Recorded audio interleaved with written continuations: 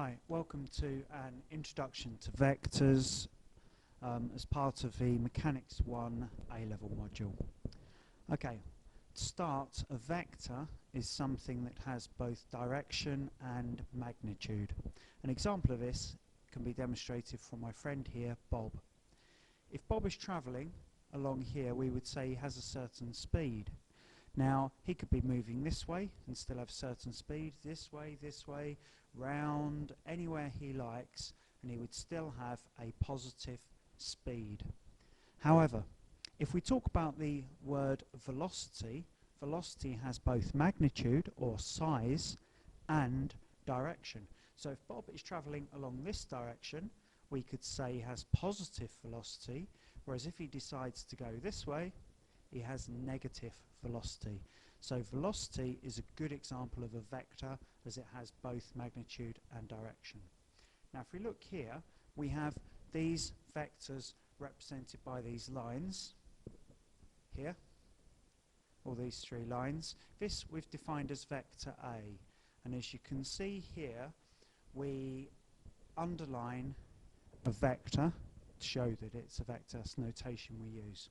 Now another way vectors can be thought of is as forces. If Bob is pushing here in this direction with a force that's relative to the length of this arrow, okay, that could be a vector. We could say that's vector A. Now if this is vector A, if Bob then pushes with the same magnitude or force but in the opposite direction, we would say this is vector minus A. If Bob wishes to push in this direction, it's the same direction as A, but twice as hard. It's pushing twice as hard, the vector is twice as long. We would say this is vector 2A. Now you can also manipulate vectors and add and subtract them from each other. If we have here the vector A, and I wish to add the vector B to it, all I do is I simply take the vector B and add it on to the end of vector A, and I end up with this new vector here, which I can call A plus B. I could, if I wished, take vectors away. The vector A minus B would be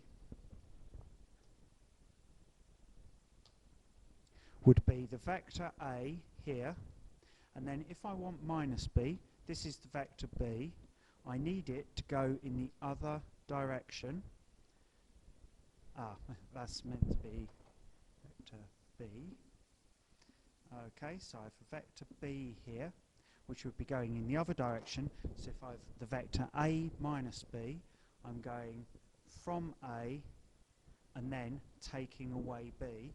That would create for me the new vector here, A minus B. So as you can see, it's very easy to add and subtract vectors. You can think of it as kind of travelling along in a diagram. Instead of going from A to B, you're just going down here. Or in a force sense, instead of pushing with this force and at the same time pushing with this force in this direction, is the same as pushing in this direction with this force. Okay, so let's have a look at other uses of vectors. Now we can write vectors in what we call component parts. This is split into the I direction and the J direction, and we would simply here say the vector A, because it goes along to 3 on the I direction, is equal to 3I and 4 on the J direction plus 4J. This symbol here, where you have a vertical straight line either side of the vector, means magnitude or size of the vector. And all we do there is think of this as Pythagoras. We're trying to work out the length of the hypotenuse. So in this case, this is 3, this is 4.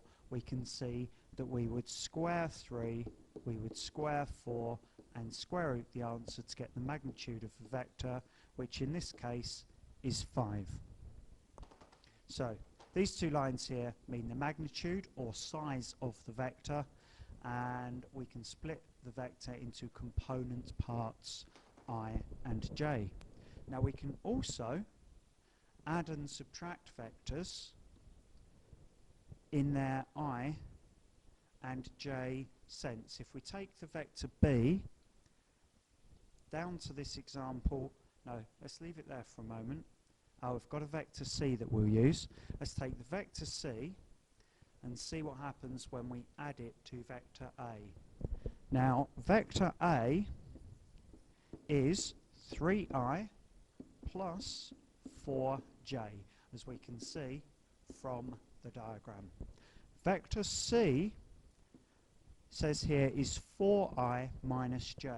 So it's 4 along the I-axis, which would take this to 7, and minus 1 on the j-axis, which would take this to 3. So vector A is that. Vector C, as we've just seen, is 4i minus j. Now, if I wanted the vector A plus C, I would simply add these together to get 7i plus 3j. And if we check on the diagram, the vector A plus C is actually here, isn't it? A plus C, and that is at 7i 3j. Okay, the final and actually most used skill with vectors is to put it back into its component parts. We have here, say, a force of 4 newtons acting in direction of 30 degrees to the I direction. Now, to put this back into its component parts, all I would need to do is use trigonometry. Now, 4 we know is the hypotenuse. Relative to this angle, the j component is the opposite. Let's call that y for the moment. And the I component is the horizontal. Let's call that x for the moment. Now, all I'm doing here, let's say I need to find x. So I know this vector here of 4 newtons can be split into its component parts of xi plus yj. So to find x, that's adjacent to the angle. Adjacent and hypotenuse is cosine. I know the cos of 30 degrees is equal to the adjacent, which is x, divided by the hypotenuse, which is 4. So I know x is equal to 4 lots of cosine of 30, which is a 3.5 to 1 decimal place. So my vector, 4 newtons, I know the horizontal component is 3.5i. To work out the vertical component using trigonometry again, this y is opposite the angle of 30, so I know that I would use sine. The sine of 30 is the opposite side, which is y, divided by the hypotenuse of 4. So y is equal to 4 lots of sine 30, which is 2. So the j component of my vector is 3.5i plus 2j. So this is what I will be writing there. Okay, thanks for listening, and thank you to Bob for all his help. I hope to see you in part 2 of vectors.